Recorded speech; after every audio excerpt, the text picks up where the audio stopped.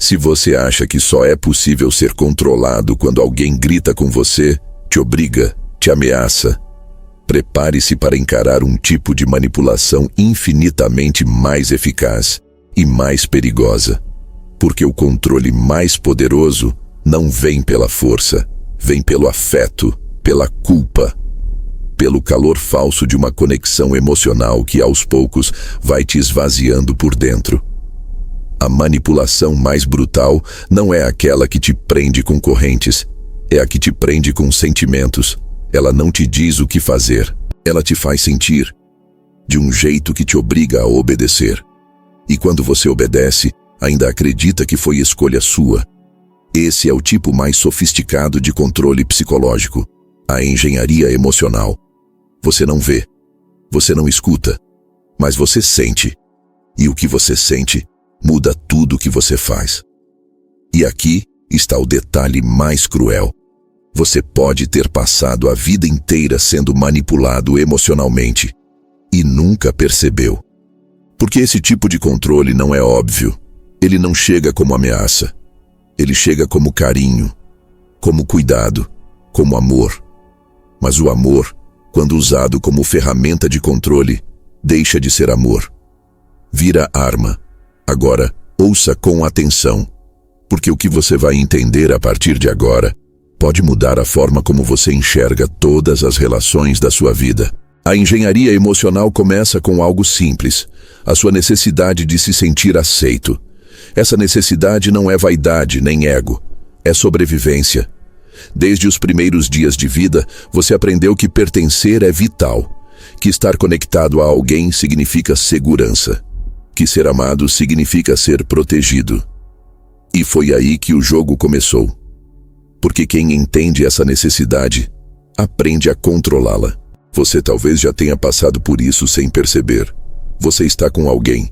Pode ser um parceiro, um parente, um amigo, e começa a notar que o seu estado emocional depende cada vez mais do humor dessa pessoa.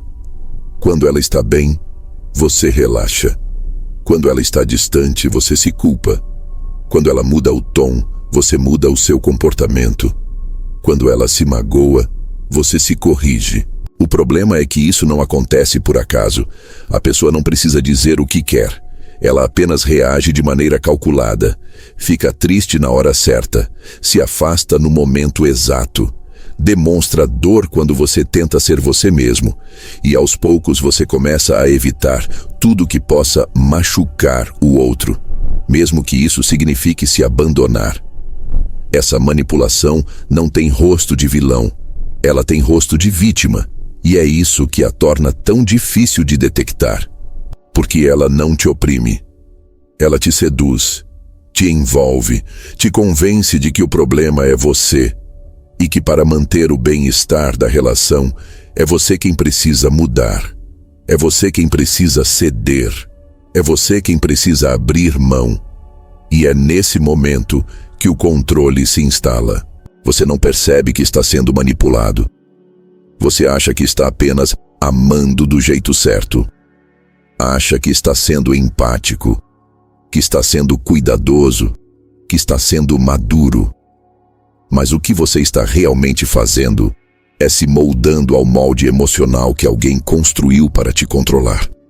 E esse molde é feito de 3 materiais: culpa, medo e recompensa. A culpa te faz achar que está sempre falhando com o outro. O medo te paralisa diante da possibilidade de perdê-lo. E a recompensa, aquela pequena migalha de carinho que vem logo depois de você se corrigir, te prende no ciclo. É exatamente assim que se treina um animal. E é exatamente assim que se condiciona um ser humano. Pense em quantas vezes você já mudou sua opinião, seus planos, suas palavras, só para não causar problema. Pense em quantas vezes você sentiu que não podia ser sincero, que não podia discordar, que não podia dizer não, porque isso geraria desconforto no outro. Pense em quantas vezes você fez algo contra sua vontade e ainda se sentiu orgulhoso por ter feito a coisa certa. Agora pare e reflita. Será que essa coisa certa era mesmo certa? Ou era apenas a resposta emocional esperada por quem aprendeu a te manipular? O grande segredo da engenharia emocional está na antecipação. Você deixa de reagir aos comandos explícitos e começa a se programar sozinho. É como se sua mente fosse reconfigurada para pensar não no que você quer, mas no que o outro espera que você faça, mesmo sem que ele peça. E isso é muito mais comum do que parece. Em relações românticas, é o parceiro que sempre se diz magoado quando você quer um momento seu. Em relações familiares, é o pai ou a mãe que se decepciona toda vez que você toma uma decisão diferente do que eles esperavam. Em amizades, é aquele amigo que se afasta em silêncio sempre que você não cede às vontades dele. Todos esses comportamentos têm uma função: usar o afeto como ferramenta de controle. E quanto mais afeto você sente, mais controle o outro tem. Porque o manipulador emocional não precisa gritar, nem bater na mesa. Ele só precisa que você se importe. E se você se importa mais com o sentimento dele do que com a sua verdade, você já perdeu o jogo. E aqui está um ponto que ninguém gosta de admitir. Às vezes, você também já manipulou emocionalmente alguém. Talvez sem perceber. Talvez para se proteger. Talvez por carência, insegurança, medo de abandono. Mas isso não muda o fato. Sempre que usamos o nosso sentimento como meio de controlar a reação do outro, estamos praticando essa engenharia invisível. Você já disse algo como: se você me amasse, faria isso por mim. Já usou tristeza para provocar culpa? Já fingiu indiferença para provocar ansiedade? Já se calou para punir? Já se afastou esperando que a pessoa corresse atrás? Então sim, você já aplicou as fórmulas da engenharia emocional. Mas há uma diferença entre agir assim por instinto e usar isso como estratégia constante. O verdadeiro manipulador emocional é intencional. Ele estuda você. Ele observa seus padrões. Ele sabe o que te aciona, o que te comove, o que te quebra. E ele usa isso como um maestro usa a batuta, com precisão cirúrgica. Ele entende que emoção é uma corda invisível e puxa quando quiser. E o mais cruel, quanto mais sensível você é, mais fácil é ser manipulado. Pessoas empáticas, generosas, leais, costumam ser alvos perfeitos, porque carregam dentro de si a necessidade de cuidar, de não machucar, de proteger o outro. E o manipulador emocional se esconde exatamente aí, no seu melhor lado. É por isso que detectar esse tipo de manipulação exige um tipo raro de coragem. A coragem de olhar para dentro e perguntar: quantas vezes eu deixei de ser quem sou para manter alguém emocionalmente confortável ao meu lado? E mais importante, quem eu seria se não vivesse tentando evitar a dor do outro? Essas perguntas são como chaves. Elas abrem portas para um novo tipo de percepção. Um tipo de lucidez que muda tudo. Porque, a partir do momento em que você percebe o padrão, ele começa a perder o poder. Você começa a enxergar onde está sendo guiado. Você começa a recusar comandos emocionais disfarçados de afeto. Você começa a entender que o amor verdadeiro não te obriga a deixar de ser você. E aí vem a parte mais difícil, a reação. Quando você para de ceder ao jogo emocional do outro, ele se desespera. Acusa, se faz de vítima, te chama de frio, egoísta, distante.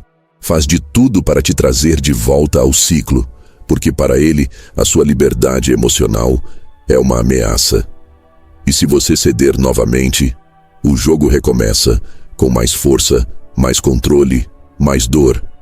Mas se você sustenta o seu limite, algo muda.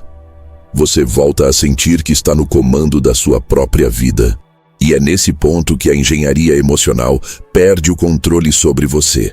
Não é fácil. Exige autoconhecimento, exige força, exige estar disposto a ser visto como ruim por quem te manipulava. Mas é o único caminho possível para recuperar sua autonomia emocional. E não se engane, Isso não é sobre se tornar frio ou insensível. É sobre saber onde termina o seu dever emocional e onde começa o jogo do outro. É sobre entender que o fato de alguém estar magoado não significa automaticamente que você fez algo errado. É sobre compreender que nem todo choro é sincero, nem toda tristeza é legítima, e que nem todo "eu te amo" vem para somar. Alguns "eu te amo" vêm para dominar, vêm para prender, vêm para sugar. E quando você identifica isso, a sua consciência se torna uma armadura, porque o maior antídoto contra a manipulação emocional é a clareza. A clareza de saber quem você é, o que você sente e o que você merece. E quem tem clareza não dança ao som da culpa. Quem tem clareza não vive pedindo desculpas por existir. Quem tem clareza não confunde amor com controle. E quem tem clareza nunca mais é dominado por quem usa a emoção como arma. Esse é o poder que nasce quando você entende a engenharia invisível das emoções. E o que vem a seguir é ainda mais sutil, porque existe uma forma de manipular, onde nada é dito, mas tudo é exigido. É o momento em que o silêncio deixa de ser ausência e vira comando. O silêncio que controla. Quando a ausência diz mais que 1000 palavras, tem algo muito mais forte do que um grito, mais cruel do que um insulto, mais paralisante do que uma crítica direta. É o silêncio, não o silêncio de paz, mas o silêncio que esmaga. Aquele que vem depois de um erro que você nem sabe se cometeu. Aquele que transforma um simples ambiente em um campo minado, onde cada gesto vira uma tentativa falha de adivinhar o que o outro está sentindo e o que ele quer que você faça. Esse silêncio não é passivo, ele é ação calculada. Ele não é vazio, ele é lotado de intenção. E sua função não é apenas se afastar, é fazer você correr atrás. O manipulador que domina o silêncio sabe que, muitas vezes, calar é mais eficaz do que falar. Porque quando você escuta uma crítica, você pode reagir. Mas quando é confrontado com o silêncio, você se perde. O silêncio bem aplicado não precisa de argumentos. Ele instala dúvida, insegurança, medo e urgência. Tudo ao mesmo tempo. E o mais brutal, ele faz isso sem emitir um som sequer. Agora imagine o seguinte cenário. Você envia uma mensagem. A pessoa visualiza, não responde. Horas se passam. Nada. No fundo você sente que algo mudou, mas não sabe o quê. Você volta a ler a conversa tentando entender onde errou. Você escreve e apaga várias vezes tentando encontrar a frase certa para consertar algo que nem sabe se está quebrado. Você se culpa por algo que não está claro, e no momento em que decide escrever de novo, é você quem está tentando recuperar a conexão. E quem tenta recuperar está em desvantagem. O silêncio já cumpriu seu papel. Esse tipo de manipulação é refinado, porque não se apresenta como ataque, se apresenta como tempo, distância, reflexão. Mas na prática, é punição disfarçada. É um jeito de fazer você se questionar, se redimensionar, se dobrar, para reconquistar uma proximidade que o outro tirou de você. E aqui entra a parte mais estratégica. O manipulador sabe quando calar. Ele não se silencia quando está fraco. Ele se silencia quando percebe que você está vulnerável. Ele mede seu envolvimento, seu apego, sua sensibilidade. E quando percebe que tem peso emocional para provocar ansiedade com o silêncio, ele se cala. Não por acaso, por tática. É o mesmo princípio de um jogo de dominância. Aquele que consegue se afastar e provocar reação está no comando. E é por isso que o silêncio manipulador é tão perigoso. Ele parece ausência, mas é controle total. Ele não exige, mas obriga. Não confronta, mas desestabiliza. Não acusa, mas condena. Porque ele faz com que a culpa se forme dentro de você, sem que a outra pessoa precise dizer uma única palavra. E a culpa silenciosa é a mais difícil de se libertar, porque você não tem de quem se defender, não tem o que argumentar, não sabe com o que está lidando. Então você tenta antecipar o que o outro quer, e nesse processo passa a se moldar sem perceber. Você começa a agir por medo de novo silêncio, e tudo o que é feito por medo é feito em desvantagem. Mas há um segundo efeito ainda mais profundo. O silêncio prolongado provoca uma espécie de implosão interna.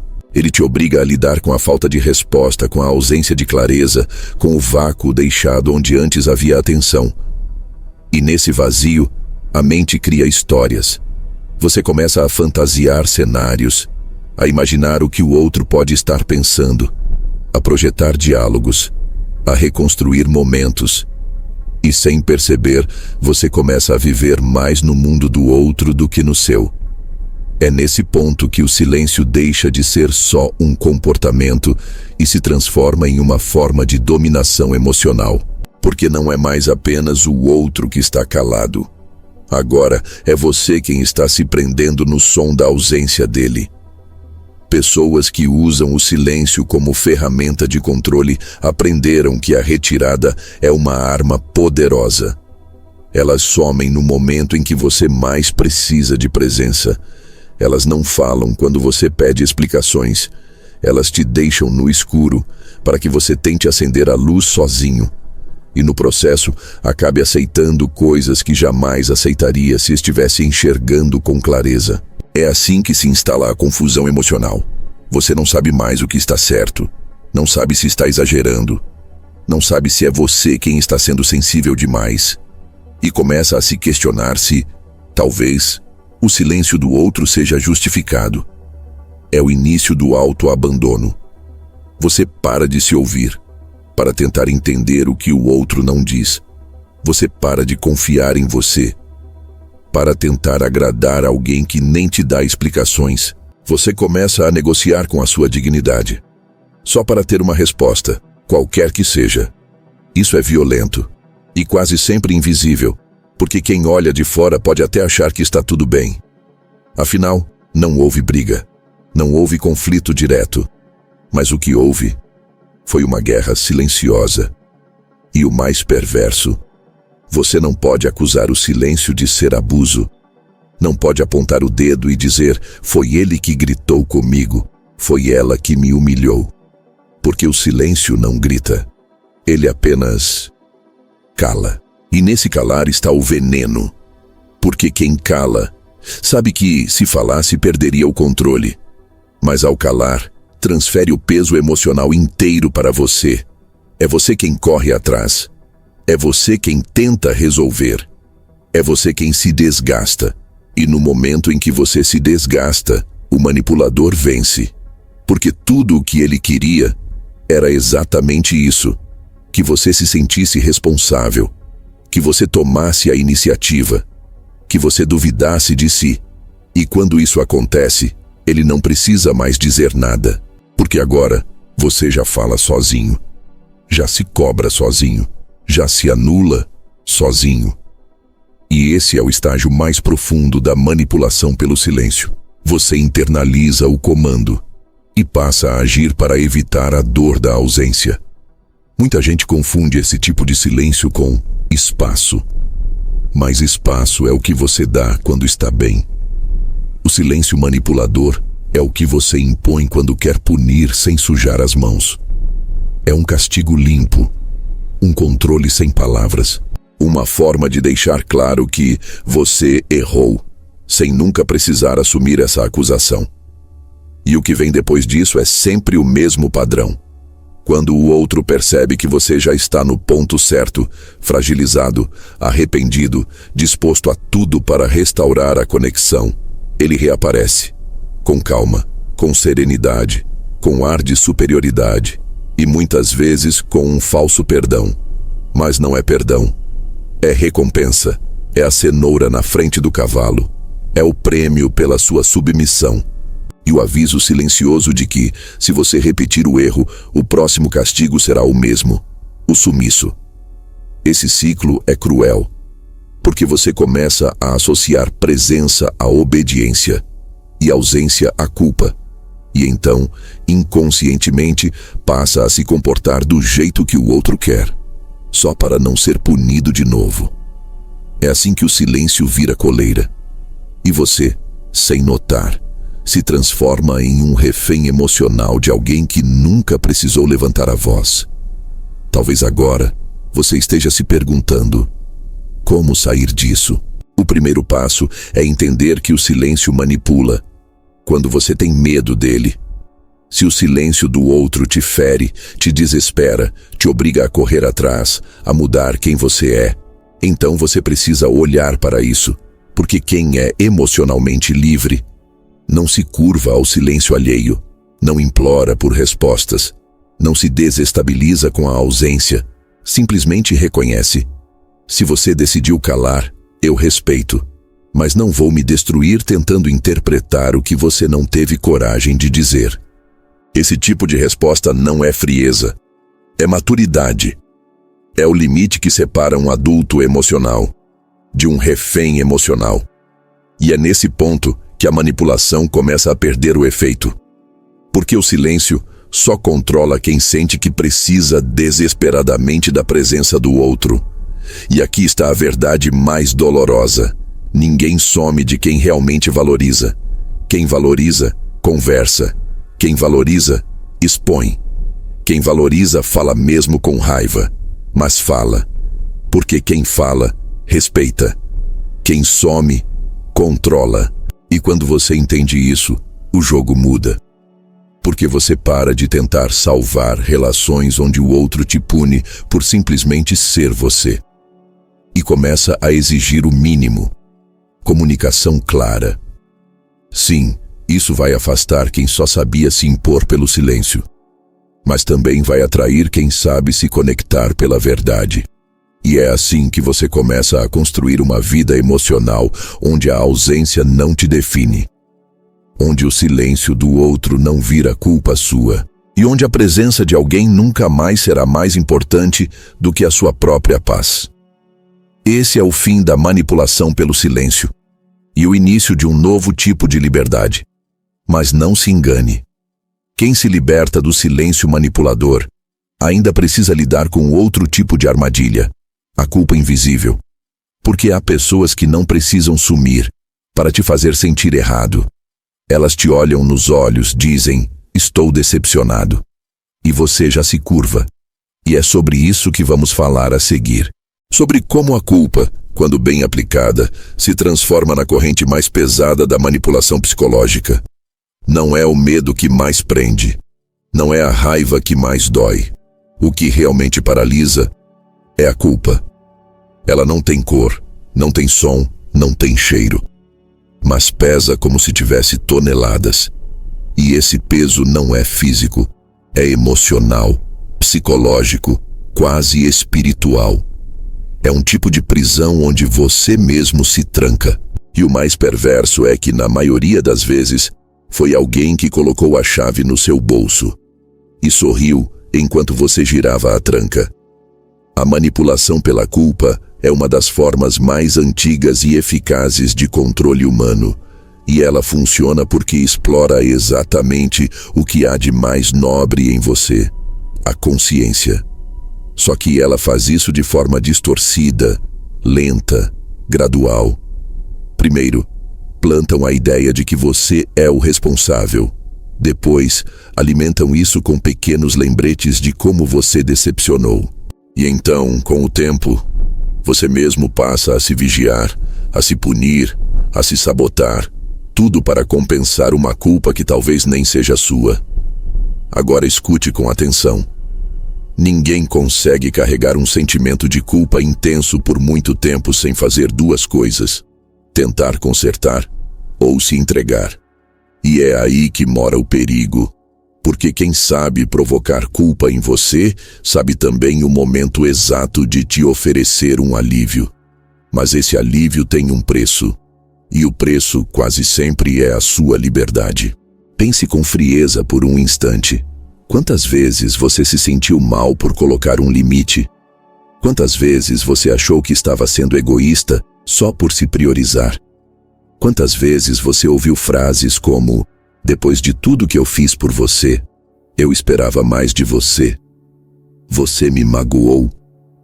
E isso foi o suficiente para você voltar atrás numa decisão que já tinha tomado. Não houve grito. Não houve pedido direto. Só houve um olhar triste, uma entonação baixa, uma lembrança jogada na hora certa. E isso bastou para te prender. Isso não é acaso. É estratégia emocional.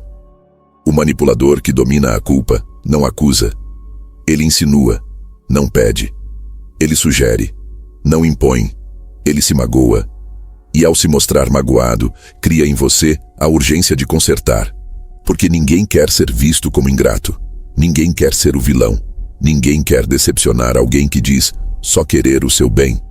Mas a verdade é que há uma diferença brutal entre quem quer o seu bem e quem quer que você faça o bem que ele deseja. A culpa manipulada te obriga a seguir um roteiro que não é seu. E quanto mais você tenta ser a pessoa que o outro espera, mais longe você se afasta da pessoa que você realmente é. Só que há um detalhe ainda mais brutal. A culpa, quando instalada profundamente, não precisa mais do outro para te controlar. Ela se torna autônoma. Você começa a prever o que causaria desconforto. Você se autocensura. Você evita conversas. Você diminui sua presença para não brilhar demais. Você recua no meio de uma conquista com medo de parecer arrogante. Você dá explicações para decisões que não deveriam precisar de justificativas. Tudo para não incomodar. Tudo para não ferir. Tudo para não errar. Mas esse erro, na maioria das vezes, nem existe. Foi criado como uma ideia vaga, um ponto cego emocional, uma sombra projetada por alguém que aprendeu a controlar, sem usar força. E tem mais.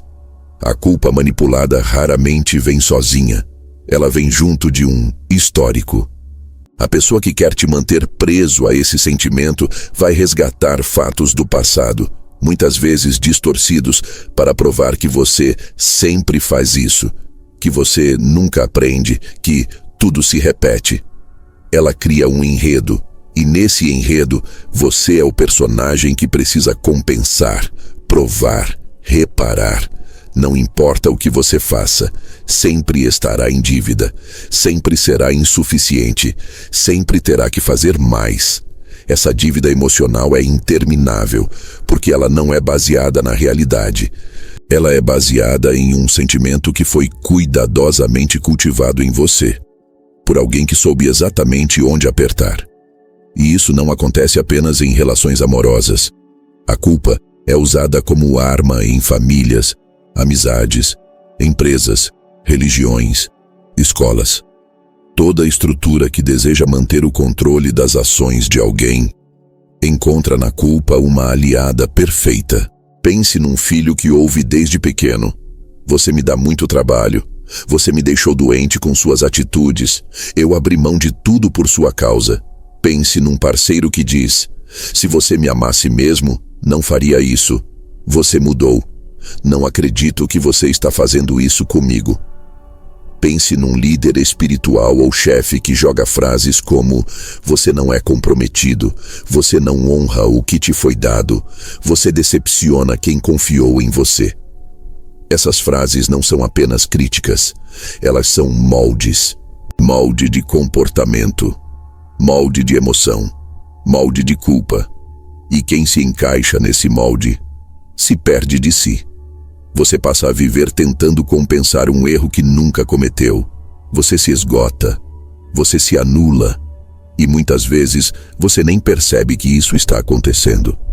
Porque a culpa tem uma habilidade única: ela se disfarça de consciência. Você acredita que está sendo ético, maduro, cuidadoso, mas na verdade está sendo manipulado. E tem mais: a culpa manipulada sempre exige retorno. Depois que você cede, o outro não agradece. Ele registra, ele anota e passa a esperar que você haja da mesma forma sempre. A sua bondade vira obrigação. A sua empatia vira dever. a sua compaixão vira dívida. E se, em algum momento, você decide mudar o padrão, a reação é sempre a mesma: choque, acusação e chantagem emocional. A pessoa não entende sua evolução como crescimento. Ela entende como traição, porque a sua liberdade quebra o controle dela. E é por isso que sair desse ciclo é tão difícil. Você vai se sentir cruel, vai duvidar de si, vai pensar que está sendo injusto, vai ouvir que está egoísta demais, frio demais, ingrato demais. Mas no fundo, essa reação do outro só revela uma verdade.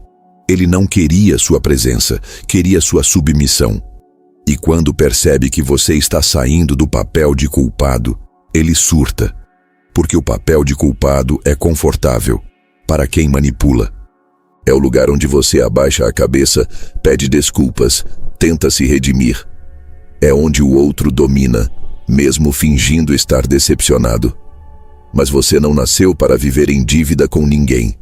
E principalmente, não com alguém que usa a sua culpa como guia para os próprios desejos. A culpa, quando real, vem acompanhada de consciência, aprendizado e mudança. Mas a culpa manipulada vem acompanhada de medo, submissão e autoabandono. Você não deve nada a quem te ensinou a se sentir errado por escolher a si mesmo. Você não é mau por querer ser livre. Você não é frio por querer paz. Você não é ingrato por romper ciclos que só te mantinham no chão. A sua liberdade não é uma afronta, é um direito. E talvez agora você esteja sentindo algo estranho, um nó na garganta, uma lembrança específica, uma conversa que te quebrou, um relacionamento onde você sempre se sentiu o vilão, mesmo dando tudo de si. Se isso está surgindo agora, escute. Não ignore, porque essa memória está te mostrando exatamente onde a corrente foi colocada, e se você conseguir olhar com coragem, talvez consiga, pela primeira vez, tirar a chave do bolso e se libertar. Não espere o outro reconhecer que te manipulou. Isso quase nunca acontece. Quem manipula não quer perder o controle. Quem culpa não quer abrir mão da vantagem. A libertação não virá de fora. Ela vai ter que vir de dentro. E o primeiro passo é parar de pedir desculpas por ser quem você é. A culpa só prende quem acredita que deve algo. E a verdade é que você não deve. Você já deu, já tentou, já suportou, já se dobrou. Agora é hora de se levantar. E quando você se levanta, o jogo muda. Porque ninguém consegue manipular quem já se perdoou. Ninguém consegue controlar quem já se libertou da necessidade de provar que é bom. Ninguém consegue segurar quem decidiu andar sem correntes, mas o caminho ainda tem armadilhas, porque depois que você vence a culpa, vem outro tipo de manipulação. Aquela que parece afeto, mas é um plano disfarçado. Uma empatia falsa, calculada, construída milimetricamente para ganhar sua confiança e depois controlar suas escolhas. Nem toda mão estendida vem para ajudar. Nem toda escuta atenta vem por interesse genuíno. Nem todo ombro oferecido é apoio. Alguns são apenas pontos estratégicos de observação. Lugares criados com cuidado, doçura e disponibilidade, só para extrair o que você tem de mais frágil. A manipulação emocional atinge outro nível quando a empatia é usada como isca. Quando o outro não tenta te controlar com culpa ou medo, mas com compreensão. Ele te ouve com carinho, te acolhe com doçura, te faz sentir visto, entendido, especial. Ele não julga, não interrompe, não te corrige. Ele apenas recebe e guarda. Mas o que ele está guardando não são apenas memórias. São mapas. Mapas das suas dores, das suas histórias mal resolvidas, das suas inseguranças mais íntimas. E, mais cedo ou mais tarde, esses mapas serão usados. Esse é o tipo mais sofisticado de manipulação. A que começa com acolhimento. A que te seduz com empatia, te envolve com afeto, te coloca no colo emocional e quando você relaxa, aplica o controle. não de forma direta, mas por influência. É quando você se sente tão compreendido por alguém que começa a questionar seus próprios limites em nome dessa conexão. Essa pessoa me entende como ninguém. Com ela, eu posso ser quem sou. Ela sabe o que eu preciso antes mesmo de eu dizer. Mas o que você não percebe é que, enquanto você se abre, o outro está analisando, coletando, registrando e, mais do que isso, preparando o terreno, porque ninguém se protege de quem parece estar do seu lado. Essa é a essência do cavalo de Troia emocional. Ele não invade, ele se oferece, ele se instala dentro com a sua permissão. E quando finalmente está dentro, é tarde demais. Você já compartilhou tudo, já se expôs, já entregou sua versão mais vulnerável. E agora, tudo que o outro precisa fazer é começar a usar isso a favor dele. Mas ele não usa de forma explícita, ele usa com sutileza. Te lembra de histórias que você contou nos momentos em que estava mais frágil. Te confronta com palavras que você usou quando estava com medo. Te pergunta se você não está agindo igual àquele momento que você mesmo disse que se arrependeu. E aí está o golpe. Porque a manipulação não é feita com agressividade, é feita com referência. Ele não te manda fazer. Ele relembra o que você disse que não queria repetir. Ele te conduz, usando a sua própria dor como guia. E como você confiou, como você desabafou, como você se sentiu acolhido, você cede. Porque parece justo, parece coerente, parece que ele só está te ajudando a não se perder de novo. Mas não está. Está te impedindo de crescer além do que ele pode controlar. O acolhimento falso não quer que você evolua, quer que você permaneça acessível, quer que você continue emocionalmente dependente, quer que você siga acreditando que só aquela pessoa te entende de verdade. E aqui vem a pergunta mais dura: será que entende mesmo? Ou será que apenas aprendeu a usar suas palavras contra você? Quando alguém te acolhe de verdade, te fortalece, te encoraja, te liberta. Mas quando alguém te acolhe como estratégia, te amarra, te limita, te prende. É como uma gaiola feita de flores. Você entra, se sente seguro, protegido, mas não percebe que perdeu o voo. Esse tipo de manipulação é mais comum do que se imagina, e é exatamente por ser sutil que quase ninguém reconhece. Porque o manipulador empático não se apresenta como alguém que quer controle, ele se apresenta como alguém que quer cuidar. E por isso, cada gesto dele parece generoso, cada conselho parece sábio, cada presença dele parece essencial. Você não sente que está sendo dominado, você sente que está sendo guiado. Mas a pergunta que precisa ser feita é: guiado para onde? Para qual versão de você mesmo? Porque se aos poucos você vai abrindo mão da sua intuição, da sua força, das suas decisões, só para manter aquele vínculo, então algo está errado. E esse erro é difícil de aceitar porque no fundo você quer acreditar que foi acolhido de verdade. Ninguém quer pensar que aquela conversa de madrugada, aquele abraço no pior momento, aquele apoio silencioso, foram apenas ensaios bem executados. Mas em muitos casos, foram. E você só descobre isso quando resolve se afastar. Quando finalmente começa a se fortalecer, a dizer não, a se colocar. Aí, aquele acolhimento muda de tom. O olhar doce vira julgamento. A paciência vira cobrança. A escuta vira silêncio. E de repente, a pessoa que parecia sua base vira sua prisão emocional. É nessa hora que a ficha cai. Você nunca foi acolhido. Foi apenas estudado. Porque quem realmente te acolhe celebra a sua liberdade. Mas quem te manipula só celebra a sua lealdade.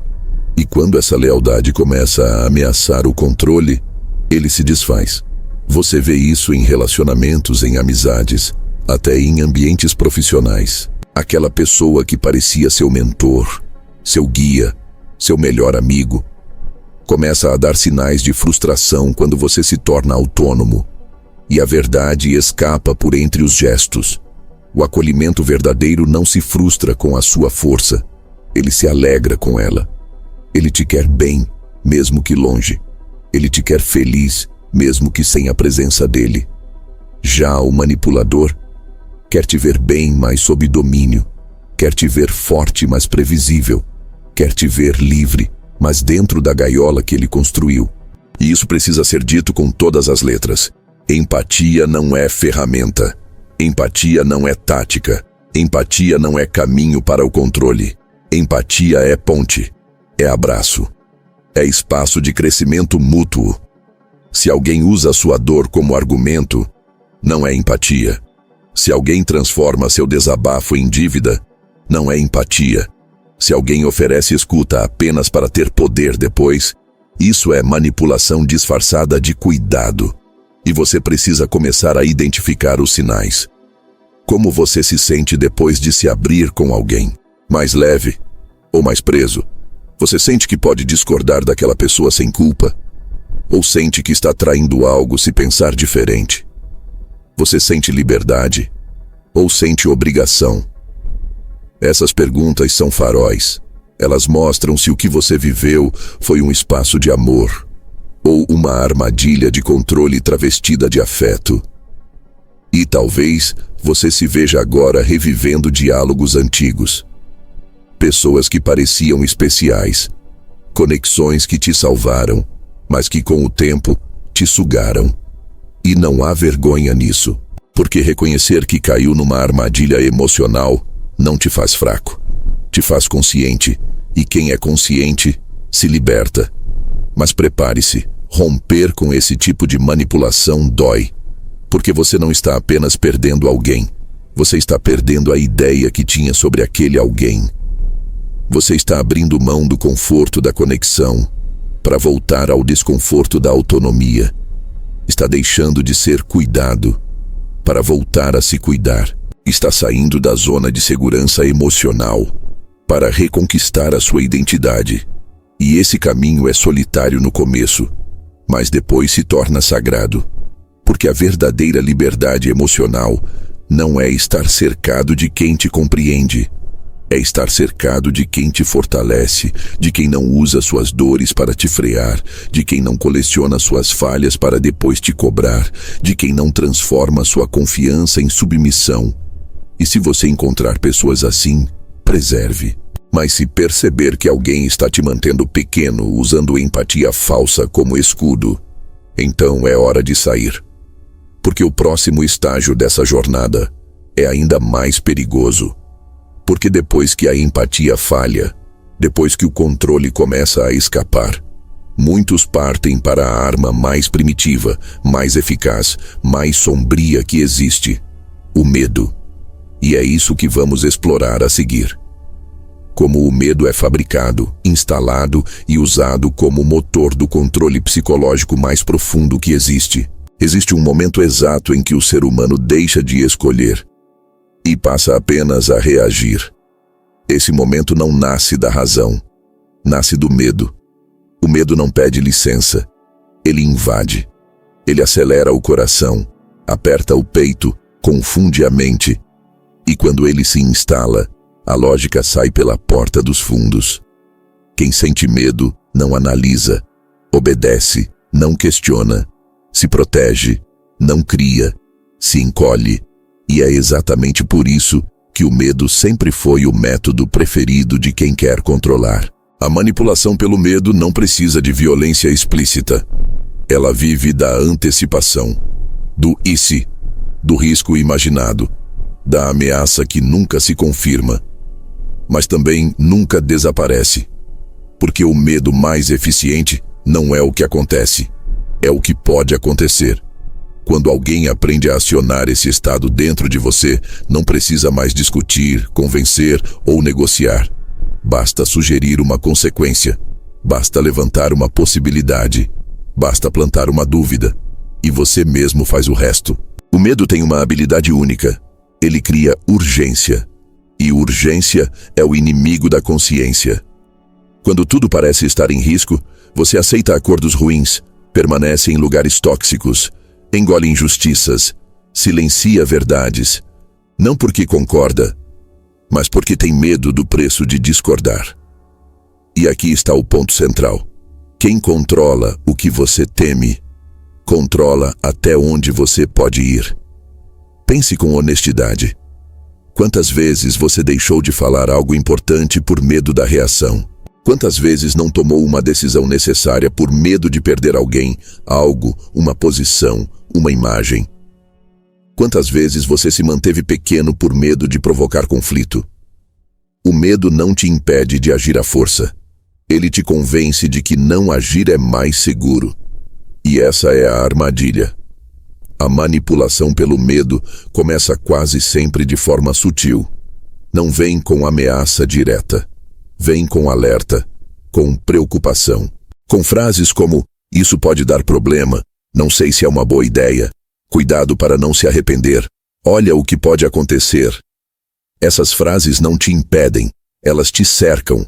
Criam um ambiente mental onde toda decisão parece perigosa, onde toda escolha carrega um risco exagerado e onde a opção mais confortável passa a ser não mudar nada.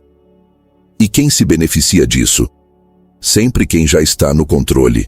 O medo é usado para manter pessoas no lugar, no relacionamento que já não faz sentido, no trabalho que suga a alma, na dinâmica familiar que oprime, na identidade que não cabe mais, porque mudar exige coragem, e o medo existe exatamente para impedir isso. Mas existe um detalhe ainda mais cruel. O medo raramente é apresentado como algo negativo. Ele costuma vir disfarçado de proteção. Estou te avisando para o seu bem. Só estou tentando te proteger. Você não sabe como o mundo é cruel. Sem mim, você não vai conseguir. Essas frases parecem cuidado, mas são cercas. Cercas emocionais construídas para limitar o seu alcance, para fazer você acreditar que o mundo lá fora é perigoso demais e que a única zona segura é sob o controle de quem planta esse medo. E assim, o manipulador se posiciona como abrigo, como solução, como única saída possível. Não porque seja, mas porque te convenceu de que todas as outras são ameaças.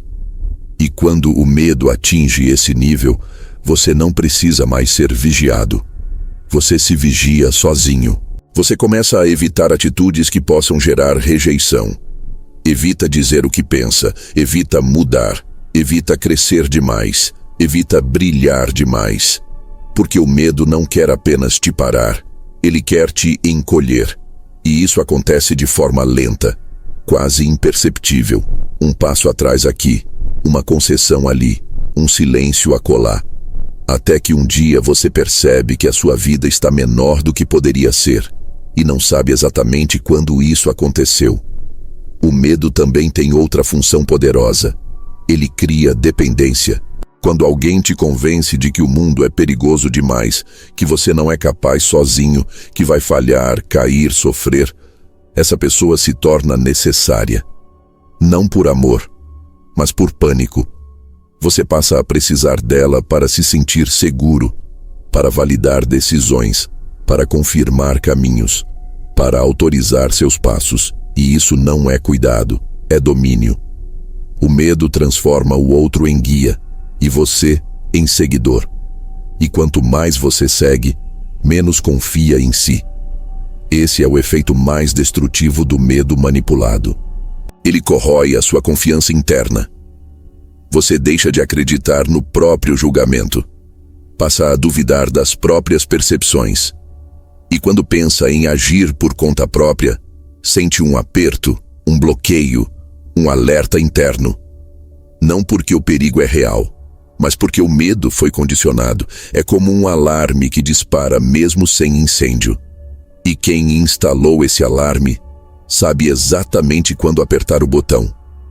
O medo também é usado como punição invisível, não com gritos, mas com retirada de segurança. Quando você ameaça sair do controle, a proteção some. O apoio diminui, o discurso muda, e você sente que está sozinho demais. Esse vazio não é acidente, é recado. É o aviso de que fora da linha não há abrigo, e muitas pessoas voltam, não por amor, mas por medo de ficar desprotegidas. Mas há uma verdade que precisa ser dita com clareza brutal. O medo que te impede de crescer não está te protegendo, está te aprisionando. Proteção verdadeira fortalece. Medo manipulador enfraquece. Proteção te prepara para o mundo. Medo te convence de que o mundo é grande demais para você. E quem faz isso não quer o seu bem, quer o seu limite. Libertar-se desse tipo de manipulação exige algo que assusta quem vive sob medo há muito tempo: exposição. Porque o medo só se sustenta enquanto você acredita que não consegue lidar com as consequências. Mas no momento em que você enfrenta, ele perde força. Isso não significa agir de forma imprudente. Significa parar de viver sob ameaça imaginada. Significa aceitar que toda escolha tem risco, mas que o maior risco é nunca escolher. O medo quer que você acredite que ficar parado é seguro, mas não é. É apenas confortável para quem te controla. E quando você começa a questionar esse medo, algo muda. Você percebe que muitas das tragédias anunciadas nunca aconteceram, que muitos avisos eram exageros, que muitas ameaças eram blefes emocionais. E então, o pânico começa a se dissolver. Não de uma vez, mas aos poucos. A cada passo que você dá, apesar do medo, ele perde território. A cada decisão tomada por você, ele enfraquece. A cada limite imposto, ele recua. Até que um dia você percebe algo assustador e libertador ao mesmo tempo. O medo não era o guardião, era a prisão. E você passou tempo demais acreditando que as grades te protegiam. Mas ainda há outra camada nesse jogo. Porque quando o medo deixa de funcionar, muitos manipuladores recorrem a algo ainda mais sutil e igualmente poderoso. Eles começam a controlar não pelo pânico, mas pela sensação de perda iminente. Criam urgência, criam escassez, criam a impressão de que, se você não agir agora, nunca mais terá a mesma chance. E é exatamente sobre isso que vamos falar a seguir. Sobre como a escassez é fabricada para apressar suas decisões. E como o medo de perder pode ser tão controlador quanto o medo de sofrer. Tudo muda quando você sente que pode perder. Seja uma pessoa, uma chance, uma posição, uma promessa. A simples ideia de escassez, de que aquilo que você valoriza pode sumir, te empurra para decisões que, em estado de equilíbrio, você jamais tomaria. Esse não é um movimento consciente. É um impulso primitivo. Porque o ser humano, desde os tempos mais antigos, aprendeu a sobreviver garantindo recursos. Quando havia pouca comida, ele comia antes dos outros. Quando havia pouca segurança, ele se armava. Quando havia pouca conexão, ele se submetia. E ainda hoje, embora vivamos em outro tempo, essa lógica não mudou. Só se sofisticou. A escassez agora não é de água ou abrigo. É de validação. É de reconhecimento. É de pertencimento. E quem sabe disso, sabe também como te fazer aceitar menos do que merece. O controle pela escassez não começa com imposição. Começa com sugestão. Não sei se você vai encontrar alguém como eu. Essa oportunidade não aparece duas vezes. Tem muita gente querendo isso no seu lugar. Você sabe que não é qualquer um que aguenta ficar com você. São frases ditas como opinião, como constatação, até como sinceridade. Mas no fundo são mensagens cifradas. Cada uma delas quer te lembrar de uma coisa só. Você corre o risco de ficar sem. E é nesse momento que o seu senso de urgência começa a substituir o seu senso de valor. Você para de avaliar se aquilo é bom para você e passa a pensar se vai conseguir manter aquilo com você. E isso muda completamente o jogo. Porque quando o medo de perder entra na equação, você negocia coisas que não deveriam estar à venda. Você aceita palavras que ferem. Você normaliza silêncios que machucam. Você se apega a relacionamentos que drenam. Você se agarra a ofertas que não te reconhecem. Você se acomoda em estruturas que não te sustentam. E o mais cruel, ainda agradece por ter a chance de estar ali. A manipulação pela escassez não te mostra diretamente o quanto você vale. Ela te faz duvidar se vai encontrar algo melhor. E quando você duvida disso, já não busca mais o que merece, apenas tenta manter o que tem. Essa sensação de escassez é alimentada de forma silenciosa. Por isso ela é tão perigosa, porque você não percebe que está sendo encolhido. Só sente que não pode arriscar. E arriscar, nesse caso, é qualquer movimento que coloque em xeque a oportunidade que você acredita ter. Você não impõe um limite porque teme que a pessoa vá embora. Você não faz um pedido porque teme ser visto como exigente. Você não se posiciona porque teme perder o pouco espaço que já conquistou. E tudo isso porque alguém ou alguma estrutura te ensinou que aquilo é raro. Mas aqui está o ponto. O que é raro para quem se sente pequeno é básico para quem se reconhece inteiro. Só que a manipulação pela escassez te impede de se reconhecer. Ela te pressiona a tomar decisões rápidas, a agarrar a chance, a não pensar muito. Porque se você pensar demais, talvez perceba que aquela chance não é tão boa assim. Talvez perceba que aquilo que te oferecem como único é apenas o mínimo com um bom marketing. E essa é a engenharia invisível da escassez emocional. Você não é impedido de buscar mais. Você é convencido de que mais não existe. Pessoas, instituições e até sistemas inteiros usam essa lógica para controlar comportamentos. Um relacionamento que vive te lembrando o quanto você tem sorte de alguém te aturar. Um chefe que sugere, todos os dias, que você não teria outro emprego tão bom. Um ambiente espiritual que afirma que, fora dali, você estará perdido. Amizades que te alertam que ninguém vai te entender como eles. São vozes que não te trancam, mas fazem parecer que fora dali só existe vazio. E quem acredita nisso não foge da prisão, decora a cela. Você começa a embelezar o que deveria questionar, a agradecer o que deveria desafiar, a valorizar o que na verdade te diminui. A escassez emocional faz isso. Ela molda sua percepção de valor. Ela faz você enxergar migalhas como banquetes e faz você pensar que o problema está na sua fome, não na falta de alimento. E aqui mora a virada. A escassez que mais te prende não é a do mundo, é a que mora dentro. Enquanto você acreditar que tem pouco a oferecer, tudo parecerá raro demais. E você seguirá aceitando menos, com medo de nunca mais encontrar algo melhor. Mas melhor do que o quê? Do que essa versão limitada que te convenceram a aceitar? Do que essa história editada para parecer única? Do que esse roteiro pronto onde você só entra como figurante da vida dos outros? Você precisa entender isso de uma vez. Nada que precise te convencer de que é raro vale tanto assim. O que realmente tem valor se oferece com verdade, não se promove com medo, não se sustenta na ameaça da perda, se sustenta na clareza do que entrega. Mas para perceber isso, você precisa sair do modo urgência. Precisa sair do estado mental de última chance. Precisa deixar de pensar como quem disputa e começar a pensar como quem escolhe.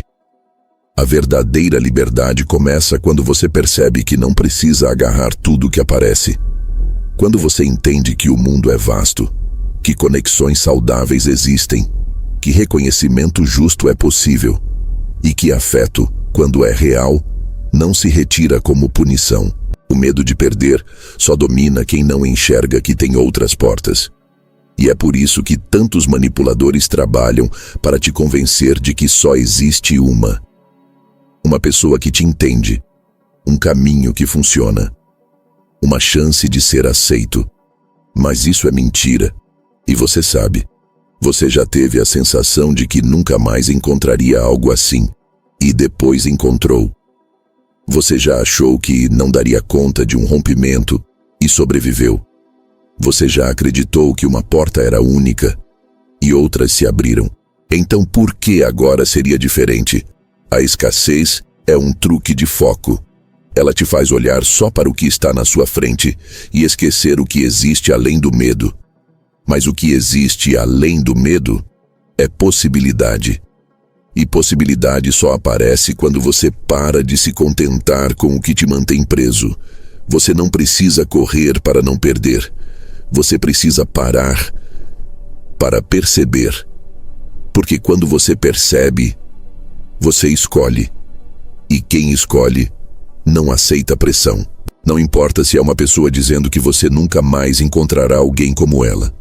Não importa se é um sistema sugerindo que você será rejeitado se sair dali. Não importa se é uma voz na sua cabeça dizendo que essa é a última chance. A sua vida não se resume a uma oportunidade, nem a um vínculo, nem a uma narrativa criada para te prender. Você não precisa se apressar, você precisa se posicionar. E quem se posiciona, começa a ver o que antes não via. Porque o verdadeiro valor não está no que te oferecem como único. Está no que você decide não aceitar mais como normal. Mas isso exige uma decisão. A de não viver mais como quem implora. A de não decidir mais como quem teme. A de não negociar mais como quem tem pouco. Porque você não tem pouco, você só não viu tudo ainda. Mas vai ver, e quando vir, nunca mais vai permitir que usem a ilusão da escassez para te convencer a aceitar o que não te honra. E é aí que o jogo vira. Mas cuidado, quando a escassez não funciona mais, a manipulação se reinventa. Ela apela para algo ainda mais traiçoeiro. Ela tenta te dominar com o único sentimento que, se não for compreendido, pode te fazer retornar para todas essas prisões emocionais. A lealdade. E é sobre esse último elo, o mais forte e muitas vezes o mais disfarçado, que vamos falar agora. Lealdade é uma palavra bonita. Tem cheiro de honra, tem cor de nobreza, tem peso de virtude. Desde muito cedo aprendemos que ser leal é o certo. Leal à família, leal aos amigos, leal à história. Leal àqueles que estiveram lá quando ninguém mais esteve. E isso na superfície parece justo, parece bonito, mas há uma pergunta que ninguém te ensinou a fazer. Leal a que custo? Porque existe uma linha muito tênue, quase invisível, entre ser leal e se abandonar. E quando essa linha é cruzada, o que era virtude vira prisão. E o que parecia honra se torna algema. A lealdade tóxica não é imposta com gritos. Ela é construída com memórias. Ela vem toda vez que alguém te lembra de tudo que já fez por você. De como segurou sua mão quando você estava no chão. De como te defendeu quando ninguém acreditava. De como abriu portas para você, te ensinou, te aguentou, te protegeu. Essas lembranças, jogadas nos momentos certos, não têm a ver com afeto, têm a ver com dívida. A lealdade tóxica transforma sua gratidão em obrigação. E o mais perverso, ela se apoia no que há de melhor em você, no seu senso de justiça, na sua compaixão, na sua empatia, no seu desejo de não ser ingrato. Você começa a ficar, não porque é o melhor lugar para estar, mas porque não quer parecer traidor. Você começa a calar, não porque não tem o que dizer, mas porque não quer decepcionar. Você começa a ceder, não porque concorda, mas porque sente que deve. E aos poucos, a sua identidade vai se moldando à expectativa de quem te ensinou que sair é deslealdade, que discordar é traição, que crescer é abandono. Essa é a armadilha mais difícil de quebrar, porque ela não se sustenta na dor, ela se sustenta na memória. Você olha para trás e lembra, foi essa pessoa que me ajudou quando ninguém mais ajudou. Foi com ela que eu aprendi. Foi ele que acreditou em mim. E tudo isso é verdade, mas a pergunta não é sobre o que foi. É sobre o que é agora. Porque o que era apoio no passado pode ter virado controle no presente.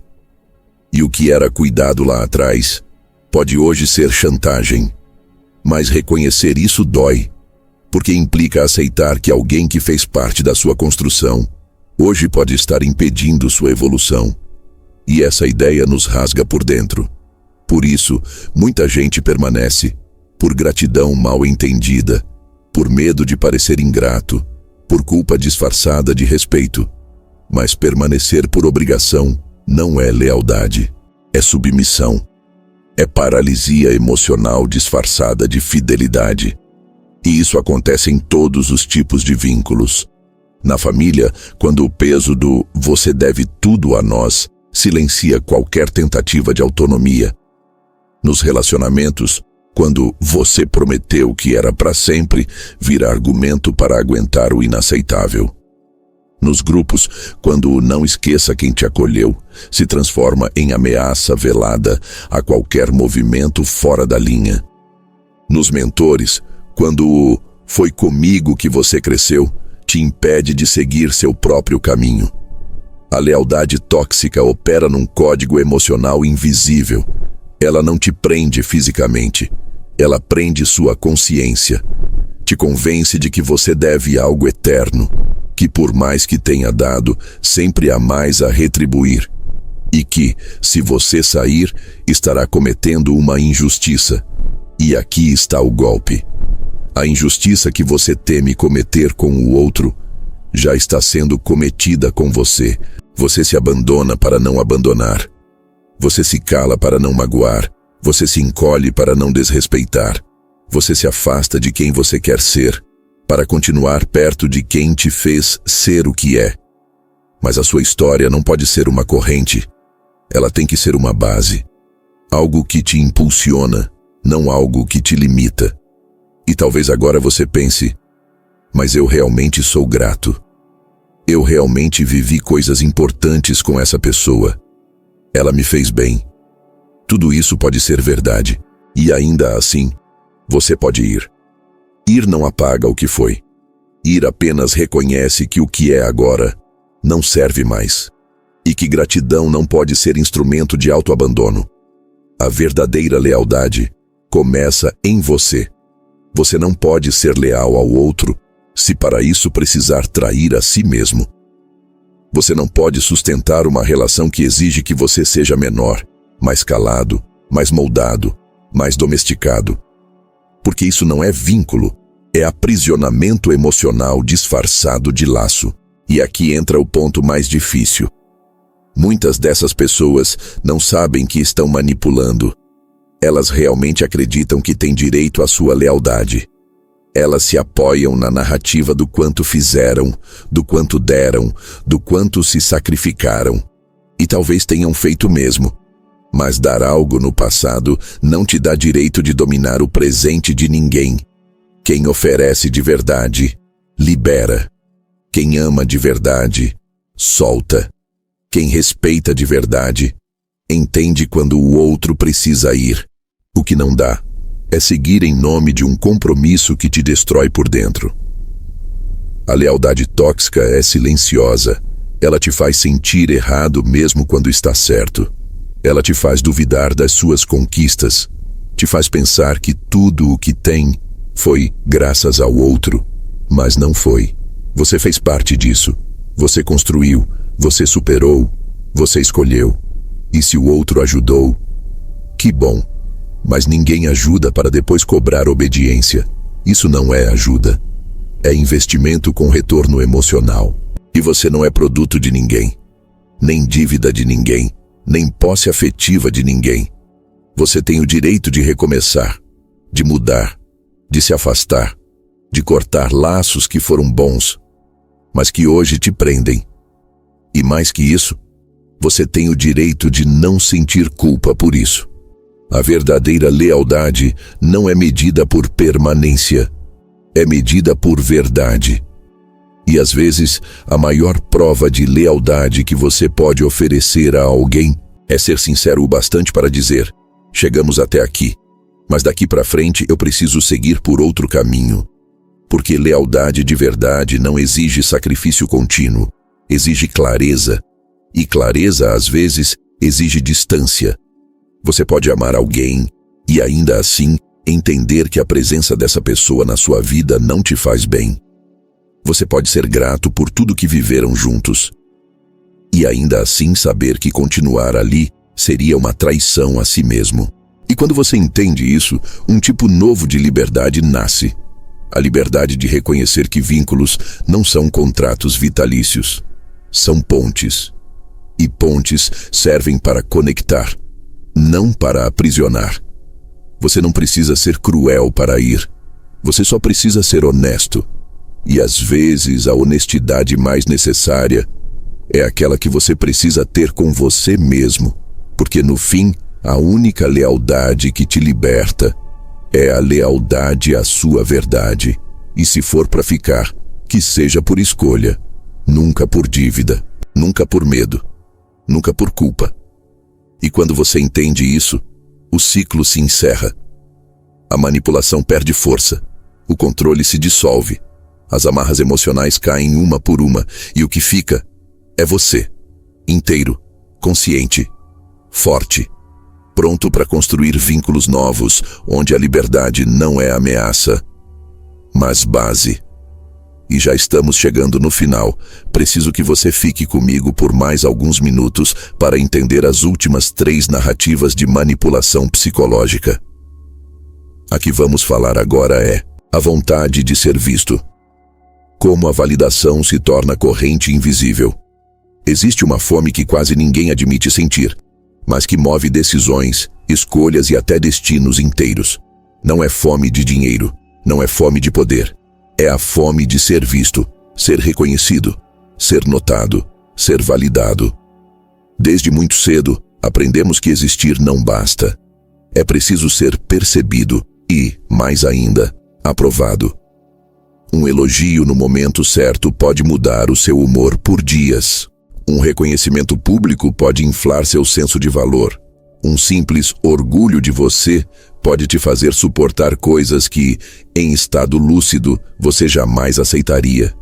E é exatamente aí que a validação deixa de ser carinho e vira controle. A manipulação pela validação não funciona pelo ataque. Funciona pela recompensa. Ela não te empurra, ela te puxa. Quem domina esse jogo entende algo fundamental. O ser humano faz de tudo para continuar sendo aceito, até se moldar, até se calar, até se trair. O manipulador não precisa te ameaçar. Ele só precisa te aprovar, seletivamente. Ele elogia quando você age como ele espera, reconhece quando você concorda, demonstra orgulho quando você se adapta. E retira tudo isso quando você ousa sair do roteiro. E você sente, na hora.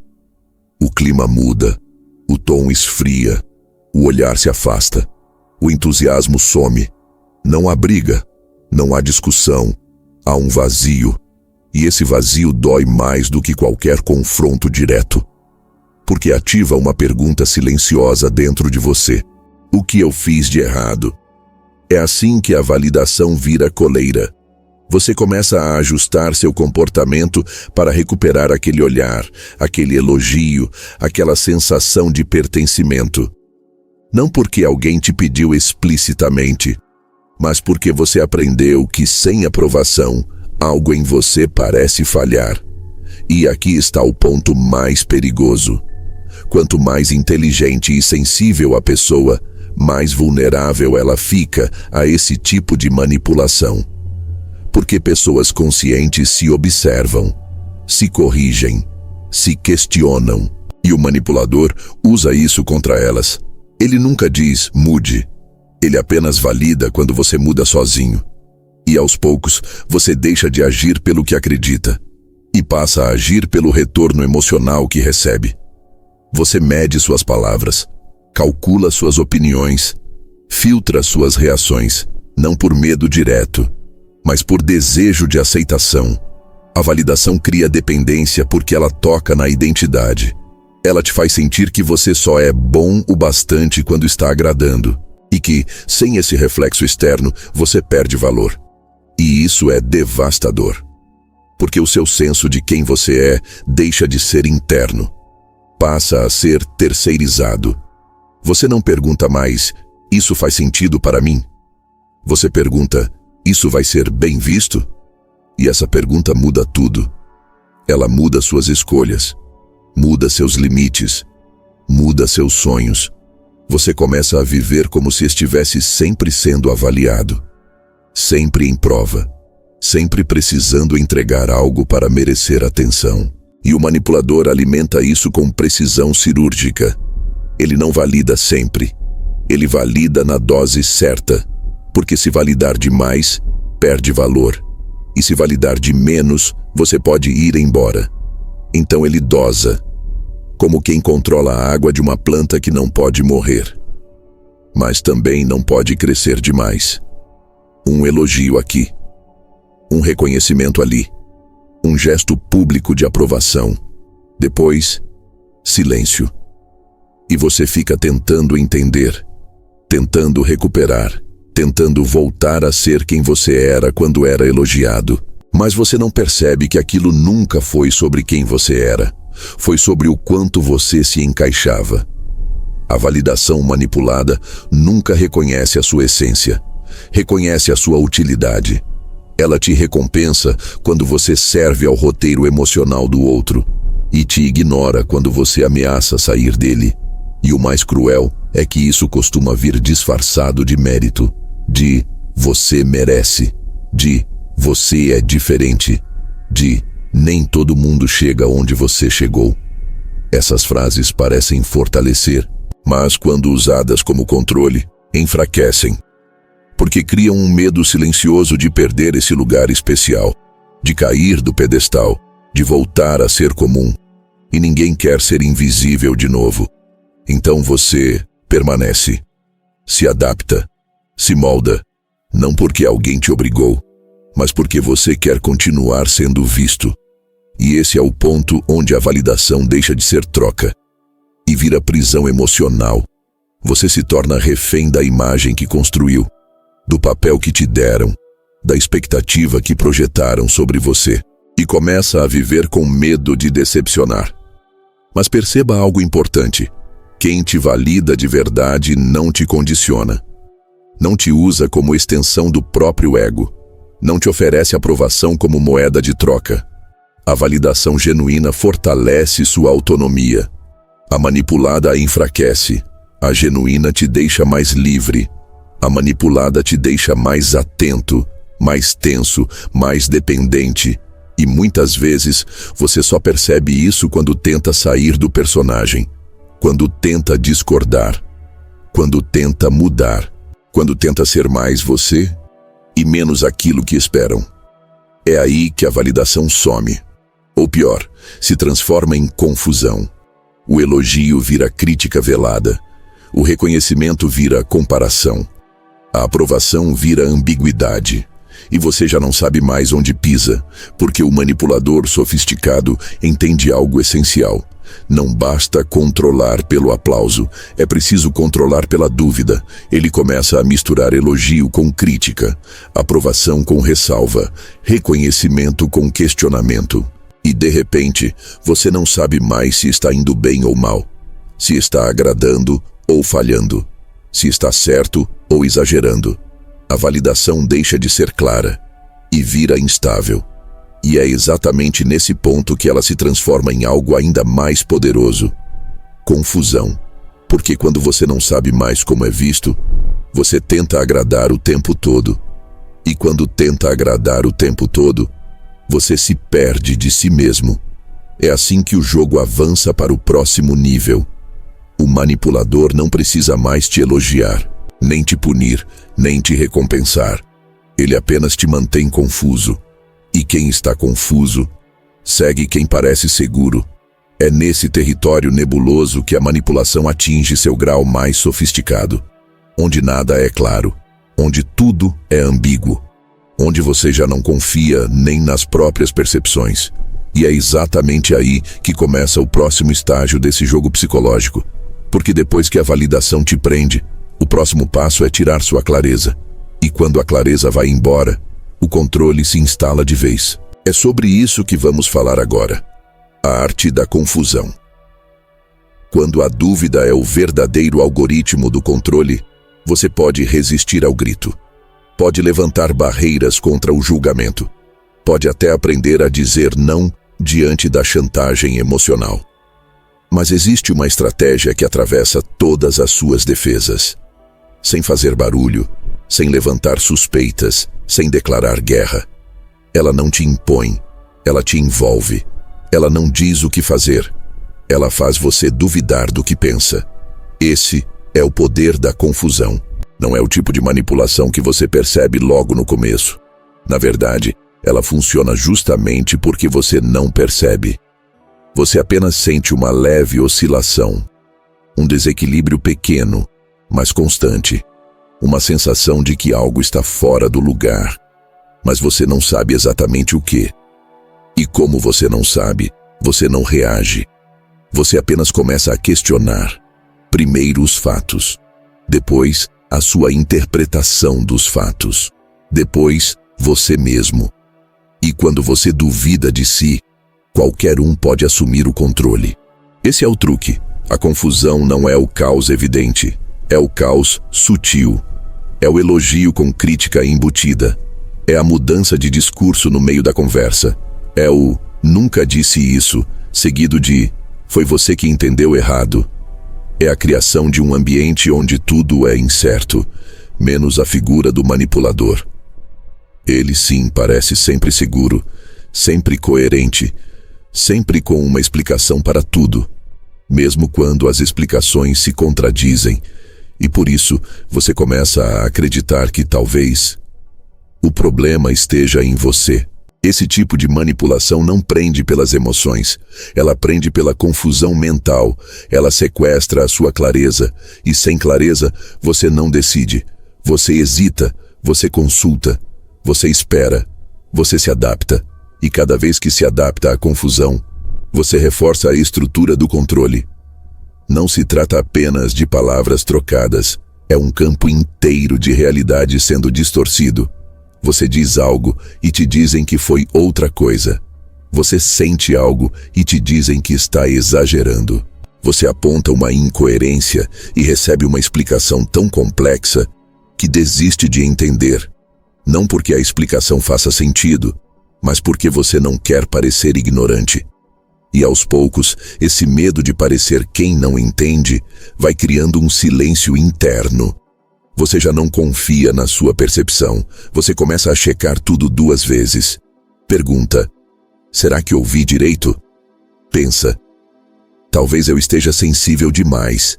Sente: acho que estou sendo injusto, mas injustiça de verdade é o que estão fazendo com você, manipulando a sua base de realidade até que você aceite qualquer coisa que pareça mais estável do que seu próprio julgamento. E essa aceitação não vem por submissão direta, ela vem pela exaustão mental. Você se cansa de tentar entender, cansa de buscar coerência, cansa de confrontar. Então você desiste e começa a operar no modo automático. Aceita o que te dizem, faz o que te pedem, evita questionar e justifica tudo que não entende como algo que você ainda vai compreender. Esse estado é perigosíssimo, porque quando você perde a confiança na própria mente, qualquer discurso pode se tornar verdade, mesmo que fira sua lógica, mesmo que contrarie tudo que você acreditava, mesmo que vá contra sua própria intuição. O manipulador sabe que a mente confusa não tem tempo para confronto. Ela está ocupada demais tentando se encontrar, e é nesse vazio que ele constrói o domínio. Com frases como: você está vendo o problema onde não tem. Você precisa confiar mais. Você distorce tudo o que eu falo. Você só entende o que quer. Essas frases não têm o objetivo de esclarecer. Elas servem apenas para inverter a lógica, para tirar o foco do comportamento dele e colocar a culpa na sua interpretação. E assim, cada tentativa sua de buscar clareza vira mais um motivo para te desacreditar, e você sente vergonha de duvidar. Começa a pedir desculpas por desconfiar. Começa a se culpar por estar desconectado. E começa a se agarrar ainda mais à figura que te confunde, porque na ausência de clareza interna, qualquer referência externa parece uma âncora. É cruel, mas é real. A mente confusa não se rebela. Ela se agarra, e a armadilha se fecha. Você vive em um ciclo de dúvida constante. Dúvida do que viveu, dúvida do que ouviu, dúvida do que sentiu e, principalmente, dúvida de si. E o manipulador permanece ali, sempre pronto a te ajudar a entender, desde que você entenda do jeito dele. Sempre pronto a corrigir sua percepção, desde que ela coincida com a narrativa dele. Sempre disposto a manter a harmonia, desde que você não questione a fonte da desordem. E aqui está a chave. Você não está confuso porque tem dificuldade de compreender. Você está confuso porque alguém tem interesse em te manter assim. A confusão não é uma consequência, é uma ferramenta. É parte do plano. E como toda ferramenta bem usada, ela só funciona quando passa despercebida. E quanto mais sutil, mais eficaz. A confusão não exige gritos. Ela se instala no detalhe, na mudança de versão, no esquecimento conveniente, na relativização dos fatos, na distorção dos contextos, no elogio seguido de crítica, na crítica seguida de elogio. E você, no meio disso tudo, começa a se tornar alguém que vive à procura de sentido. Mas o sentido nunca vem, porque o jogo não é te dar respostas, é te manter na busca.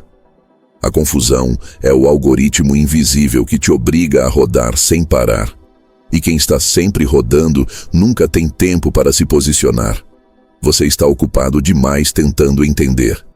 E enquanto tenta entender, não percebe que já está obedecendo.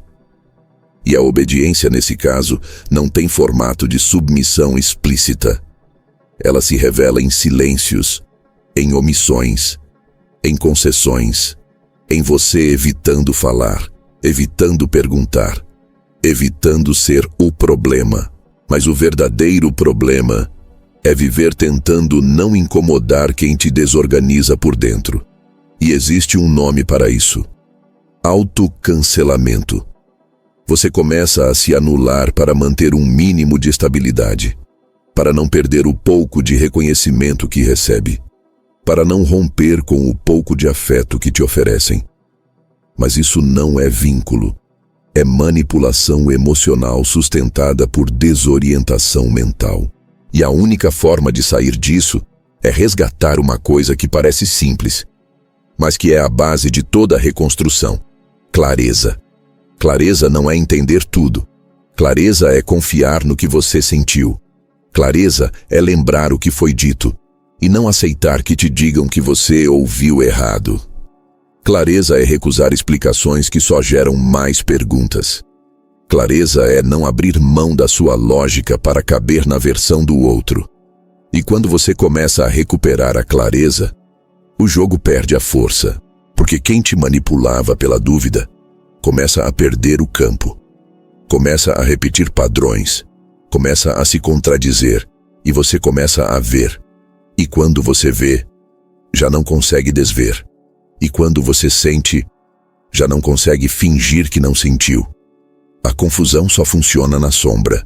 Ela se desfaz na luz, e essa luz é sua consciência, sua presença, sua firmeza em permanecer em si, mesmo quando tentarem te fazer parecer louco, exagerado, perdido.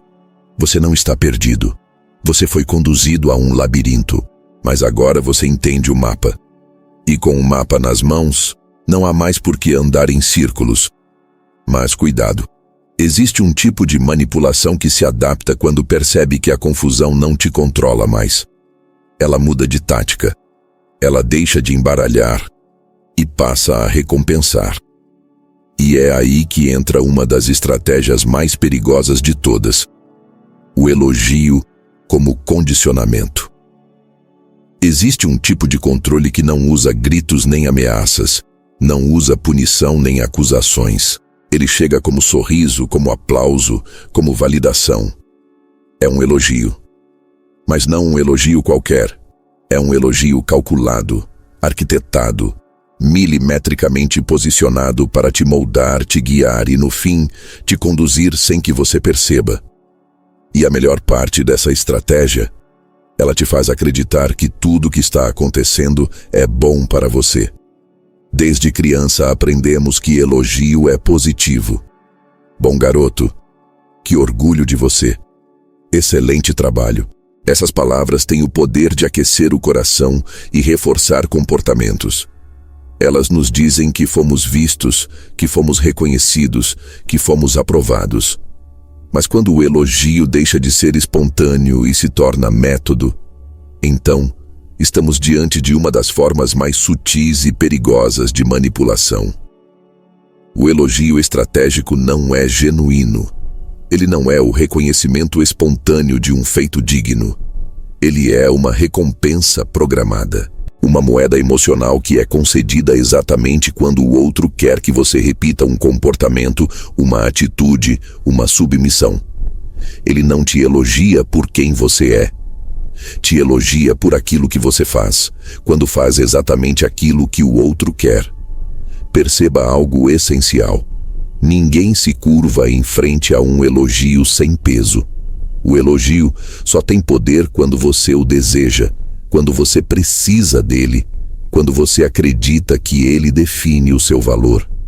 E é aí que o manipulador se aproveita. Ele sabe exatamente onde tocar. Sabe exatamente qual tipo de validação você mais anseia. Sabe quais palavras te inflamam e quais te acalmam. E ele usa essas palavras como ferramenta de condicionamento. Quando você faz algo que ele quer, ele elogia. Quando você repete um padrão que ele deseja, ele reforça com aplauso. Quando você se alinha com a narrativa que lhe convém, ele sorri, reconhece, valoriza. E o seu cérebro faz uma associação automática. Se eu agir desse jeito, serei amado. Se eu fizer isso, serei reconhecido. Se eu concordar, serei visto como valioso. Logo, sem perceber, você começa a agir pensando no elogio que pode vir depois, não no valor intrínseco da sua ação, mas na recompensa emocional que pode receber. E essa é talvez a armadilha mais profunda de todas. Ele não segura você pela força, ele segura pelo desejo de ser aceito. E isso cria uma forma de controle que parece voluntária. Você até acredita que escolhe, que decide por si, que é autêntico nas suas ações. Mas não é. Porque a sua ação não está sendo guiada pela sua vontade. Está sendo guiada pela expectativa de reconhecimento. Isso transforma a sua vida inteira em uma busca por aprovação. Você começa a medir suas palavras não pelo que elas significam para você, mas pelo que elas significam para o outro. Você passa a falar menos o que sente e mais o que acha que será aplaudido. Você passa a escolher comportamentos que geram elogios, mesmo que eles contrariem sua verdade. Você começa a viver sob o reflexo projetado pelo outro e não mais sob a sua própria luz. E o mais cruel é que isso acontece sem que ninguém diga explicitamente que você deve isso. Você internaliza a lógica. Você se condiciona. É assim que funciona o elogio estratégico. Ele te recompensa e ao mesmo tempo te prende. Cada elogio é como um tijolo colocado cuidadosamente na construção de uma casa que aos poucos substitui a sua identidade. E muitas vezes você nem percebe que essa casa foi erguida até ela estar ao seu redor e você dentro dela. Então você começa a agir de acordo com os elogios que recebeu, a justificar suas escolhas não pelo que você deseja, mas pelo que foi validado, a interpretar seu valor através dos olhos do outro. E qualquer sinal de crítica ou silêncio faz você recuar, se ajustar repensar, mudar novamente para tentar reconquistar aquele reconhecimento que agora parece essencial para a sua estabilidade emocional. A manipulação pelo elogio estratégico não precisa retirar nada de você de imediato. Ela opera por agregação. Ela constrói uma dependência emocional camuflada de incentivo. Cada elogio é um passo a mais para te tornar alguém que não age por vontade própria, mas por expectativa alheia. É parecido com o que acontece com animais adestrados. Você não precisa puxar a coleira, basta dar petiscos no momento certo. O animal aprende o que se espera dele. Ele repete o comportamento porque quer a recompensa. E nós, humanos emocionalmente sensíveis, alimentados por reconhecimento e desempenho, nos tornamos ainda mais fáceis de condicionar. Porque nós não gostamos apenas de aplauso, nós precisamos dele. Precisamos sentir que somos vistos, que somos importantes, que somos valorizados. E quando alguém começa a oferecer isso de forma seletiva, você não resiste. Você começa a se moldar. E o pior não é isso. O pior é que o manipulador não te elogia todo o tempo. Ele usa o elogio como ajuste fino. E aqui está a precisão cirúrgica da técnica. Elogia quando você age como ele quer, mas não o tempo todo. Ele retira o elogio estrategicamente. E quando retira, você sente uma falta imediata. O silêncio enfraquece. A ausência de reconhecimento dói. E o que você faz? Você tenta recuperar. Você tenta voltar a ser elogiado. Você tenta agradar novamente. A distância entre o elogio e o silêncio se torna um campo de controle emocional, onde você corre atrás da sensação que o outro distribui como recompensa. Este é o coração da manipulação pelo elogio estratégico. Não é apenas elogiar. É ensinar você a depender emocionalmente do elogio.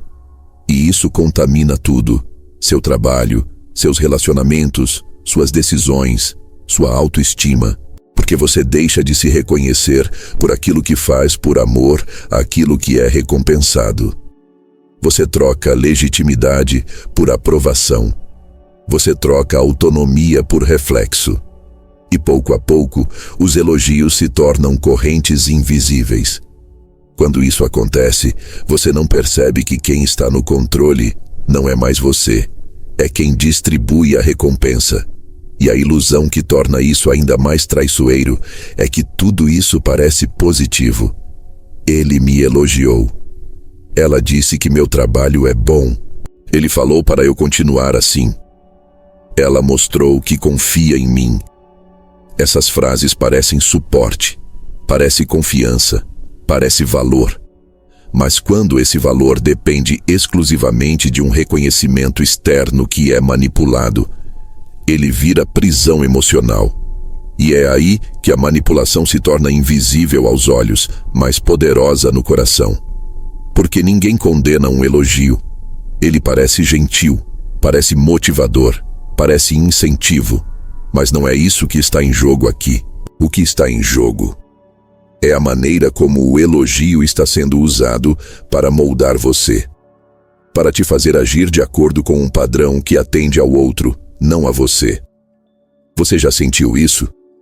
Já percebeu que às vezes reage mais rápido ao reconhecimento alheio do que ao seu próprio juízo? Já notou que uma crítica dói mais quando vem seguida de silêncio no lugar do elogio? Isso não é acaso. É condicionamento emocional. É estratégia. E uma vez que você entende isso, o jogo muda. A verdadeira liberdade não está em receber elogios. Está em saber quando eles são verdadeiros. E em não depender deles para continuar sendo você mesmo. Porque um elogio legítimo pode inspirar, mas um elogio estratégico pode prender. Se esse conteúdo te fez pensar diferente, então já vale um clique no botão de curtir. Se você sentiu que, de alguma forma, essa mensagem falou direto com você, se inscreve no canal agora, porque aqui a gente vai fundo, sem rodeios, sem conteúdo raso. E mais, eu quero saber o que você sentiu assistindo esse vídeo. Qual parte mais te pegou? Você já passou por algo assim? Comenta aqui embaixo porque eu leio tudo e suas experiências podem ajudar outras pessoas também. E se esse vídeo te abriu os olhos, os próximos vão te abrir portas. Assiste os outros vídeos do canal porque cada um deles foi feito para ser mais do que um conteúdo. Foi feito para ser um espelho, ou talvez uma chave. Nos vemos no próximo.